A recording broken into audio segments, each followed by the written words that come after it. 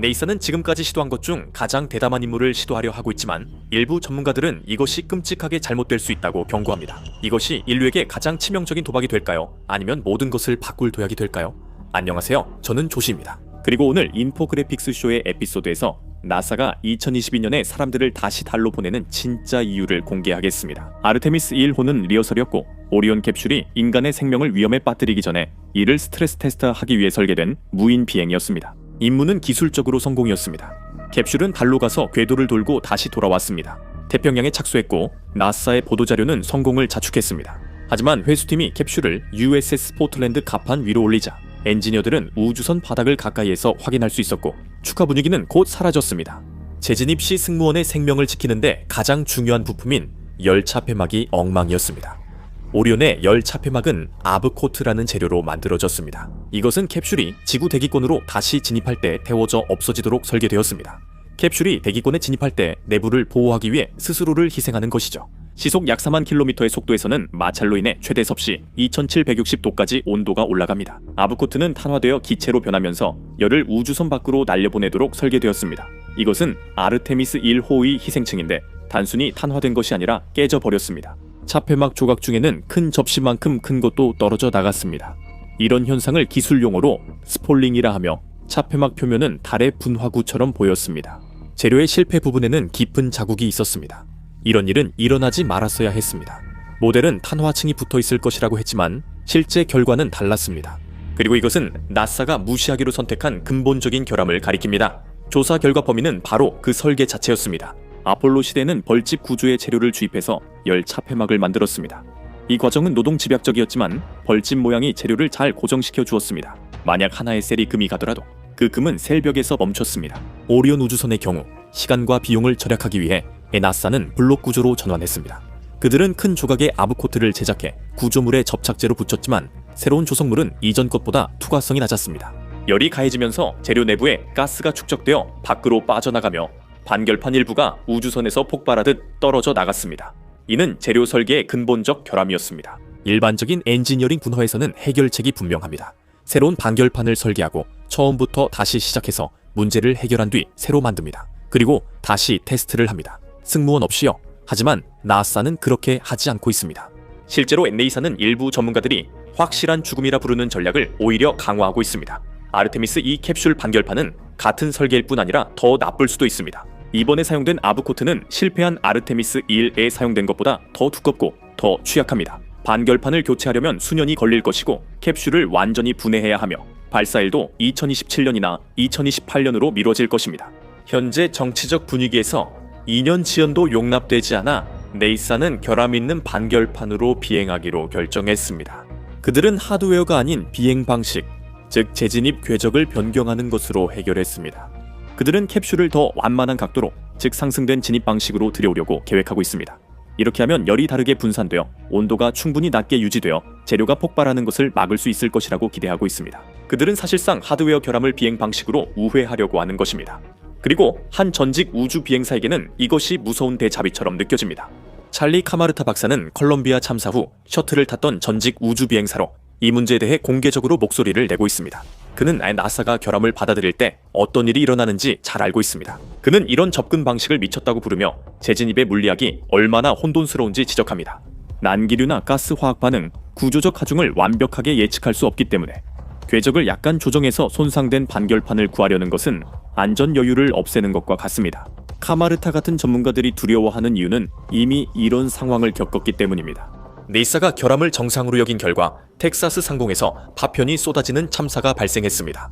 2003년 1월 16일 우주왕복선 콜럼비아호가 케네디 우주센터에서 발사됐습니다. 비행이 시작된 지 82초 만에 외부 연료 탱크에서 단열재 조각이 떨어져 나와 왼쪽 날개를 강타했습니다. 지상에 있던 엔지니어들은 비디오 리뷰를 통해 그 장면을 목격했고 즉시 경각심을 가졌습니다. 그들은 손상을 확인하기 위해 위성 사진을 요청했습니다. 엔지니어들은 날개 열 보호 장치의 손상 여부를 궁금해했지만 경영진은 부인했습니다. 프로그램 관리자들은 폼 충돌이 과거 비행에서도 있었지만 치명적 사건은 없었다고 주장했습니다. 이전에는 아무 문제도 없었기 때문에 그들은 위험을 정상적인 것으로 받아들였고 스스로 위험이 실제가 아니라고 믿었습니다. 그들은 사진 촬영 요청을 거부했고 승무원들에게 문제가 아니라고 말했습니다. 16일 후 컬럼비아호는 텍사스 상공에서 분해되며 7명의 우주 비행사가 재진입 중 사망했습니다. 그 작은 단열재 조각이 날개의 앞부분에 구멍을 냈을 때 초고온의 가스가 내부로 쏟아져 들어와 구조물을 안에서부터 녹였습니다. 또한 아르테미스 2 호와의 유사점은 섬뜩할 정도입니다. 열보호 시스템에 이미 결함이 있으며 아르테미스 1호 때 실제 손상도 있었습니다. 그럼에도 그 위험은 허용 범위라고 판단합니다. 나사 관계자들은 백업이 있다고 주장합니다. 에브코트 아래엔 탄소 섬유 외피가 있습니다. 그들은 차폐막에 균열과 박리가 생겨도 외피가 승무원을 귀환시킬 만큼 충분히 버틸 것이라 믿습니다. 그들은 모든 것을 이 이중 안전장치에 걸고 있지만 이는 비상 상황을 위한 것이지 주 비행 계획의 일부가 되어서는 안 됩니다. 플랜 A에 문제가 있고 플랜 B가 우리를 구해줄 거라고 믿는다면 이미 문제가 있는 겁니다. 독립안전기관들이 경고하고 항공우주안전자문위원회도 우려를 표했지만 이 프로그램 추진력은 멈추기엔 너무 강합니다. 로켓은 완성됐고 캡슐도 조립됐으며 보도자료도 이미 작성됐습니다. 왜 발사에 대한 압박이 너무 강해서 금이 가는 열 차폐막을 고치려는 본능마저 억누르는 걸까요? 그 해답은 플로리다에서 멀리 떨어진 베이징에 있습니다. 우리는 아르테미스가 과학, 달 남극의 물과 얼음, 화성 탐사 준비를 위한 것이라고 듣고 있습니다. 그것들이 사실이지만 진짜 이유는 아닙니다. 나사가 서두르는 이유는 따로 있습니다. 미국은 경쟁을 벌이고 있으며 중국의 우주 프로그램인 CNSA는 무서운 속도로 움직이고 있습니다. 그들은 이미 우주 정거장을 궤도에 올려놓았고 달에 로버를 착륙시켰으며 샘플을 가져왔고 2030년까지 타이코노트를 달 표면에 보내는 것이 목표라고 명확히 밝혔습니다. 지금은 아폴로 시대가 아닙니다. 1960년대에는 달이 비어 있었고 그곳이 결승선이었으며 달에 가서 국기를 꽂고 떠났습니다. 오늘날 달은 영토로 여겨지고 있습니다. 달 남극은 최고의 부동산입니다. 그곳은 달에서 유일하게 물 얼음이 존재하는 곳입니다. 물은 우주 비행사들에게 생명을 의미하고 숨 쉴 수 있는 산소와 로켓 연료를 의미합니다. 달을 떠나 더 멀리 나아가기 위한 열쇠입니다. 화성에 가고 싶다면 중력이 약하고 연료가 얼음에 있는 달에서 출발해야 합니다. 중국이 먼저 도착한다면 미국 우주 탐사의 황금기는 시작도 하기 전에 끝날 수도 있습니다. 나사는 중국이 먼저 도착하면 주요 착륙 지점을 차지할까봐 두려워하고 있습니다. 그들은 베타 구역을 만들고 소유권 선례를 세울 것입니다. 열 차폐막 수리로 2년을 지체하는 건 불가능합니다. 임무가 하루라도 늦어지면 중국이 앞서갑니다. 중국이 유인 임무를 발사할 때 미국 우주 비행사들이 지상에만 있다면 정치적으로 큰 문제입니다. 그래서 출발 명령이 내려지고 이후엔 예산 문제가 따릅니다. 아르테미스 프로그램은 2025년까지 930억 달러가 들 것으로 보입니다. 각각의 스페이스 론치 시스템, 즉 SLS 임무는 40억 달러가 넘게 듭니다. 그런 지출이 지속 가능한 이유는 자금이 특정한 곳으로 흘러가기 때문입니다. SLS는 보잉, 노스롭 그루먼, 에어로젯 로켓다인과 같은 계약업체들이 제작합니다. 이들은 엘라베마, 플로리다, 미시시피, 유타 등 여러 주에서 수천 명의 사람들을 고용하고 있습니다. SLS의 엔진을 보면 과거를 볼 수 있습니다. 이 엔진들은 RS-25로 우주왕복선에 사용되었던 동일한 엔진입니다. 네이사는 이 엔진들을 창고에 보관하고 있었습니다. 스페이스X처럼 새롭고 저렴한 재사용 기술 개발 대신 의회는 기존 인력 유지를 위해 오래된 하드웨어 사용을 지시했습니다. 이 프로그램은 일자리 창출이 우선이고 탐사는 그 다음입니다. 나사가 2년 동안 열 차폐막을 재설계하기 위해 멈춘다면 조립 라인은 느려질 것입니다. 지역구로 가는 자금 흐름이 멈추고 정치적 지지도 흔들립니다.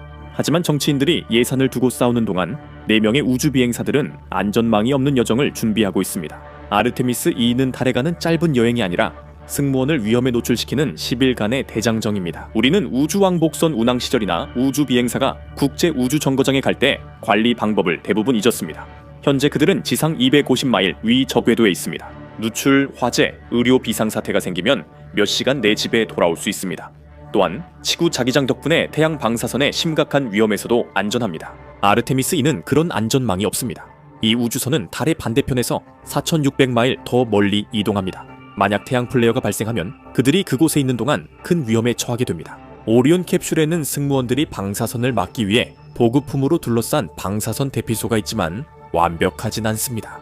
거대한 코로나 질량 방출은 몇 시간 만에 평생치의 방사선에 노출시킬 수 있습니다. 아르테미스 1호에서는 방사선 환경 때문에 캡슐의 컴퓨터 시스템에 전력 이상이 발생했습니다. 전자장비는 에너지가 높은 입자에 의해 메모리 비트가 24번이나 뒤집혔습니다. 네이사는 소프트웨어를 패치했다고 밝혔지만 하드웨어는 바꾸지 않았습니다. 방사선 환경도 변하지 않았습니다. 태양은 현재 활동이 매우 활발한 시기, 즉 태양 극대기에 가까워지고 있으며 탈출선도 없습니다. 엔진이 점화되어 달전이 궤도 투입이 시작되면 되돌릴 수 없습니다. 중력이 모든 걸 좌우하고 생명 유지 장치가 고장나면 질식합니다. 귀환용 엔진이 고장나면 그들은 영원히 어둠 속을 표류합니다. 오리온의 모든 시스템이 정상 작동해야 하며 이미 생명 유지 장치에 문제도 있었습니다. 아르테미스 1호에서의 결함, 예상치 못한 배터리 이상, 결함이 있는 열 차폐막. 승무원들도 이 사실을 알고 있습니다. 그들은 전문가이며 위험을 직업의 일부로 받아들입니다. 하지만 우주 탐사에 예측할 수 없는 위험과 이미 문제가 있다는 것을 알고 있는 장비를 운용하는 것에는 차이가 있습니다. 네이사는 비평가들로부터 스페이스 기세에 비해 위험을 회피한다고 지적받습니다. 이런 신중한 문화에도 불구하고 우주 비행사들은 여전히 결함이 알려진 기계를 타고 비행하는 것이 이상한 진실입니다. 그들은 서류, 절차, 관료주의에서 위험을 피합니다. 하지만 열 차폐막, 방사선, 단일 실패 지점이 있는 로켓과 같은 큰 치명적인 위험에 대해서는 그들은 외면하려는 경향이 있는 것 같습니다.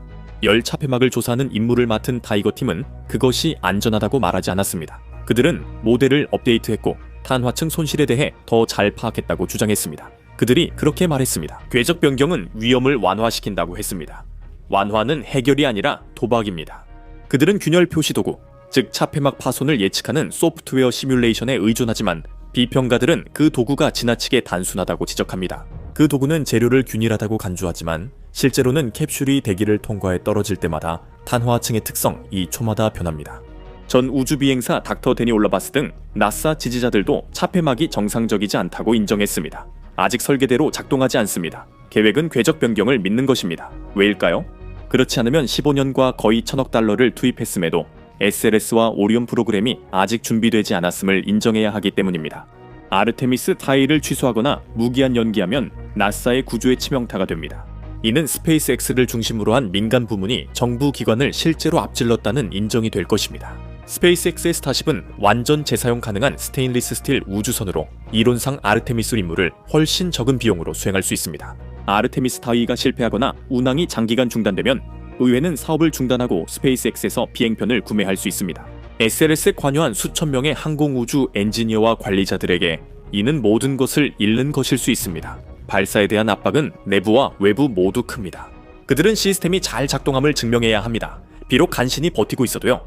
진짜 드라마는 발사가 아니라 10일 후 승무원들이 음속의 32배 속도로 대기권에 진입하는 순간입니다.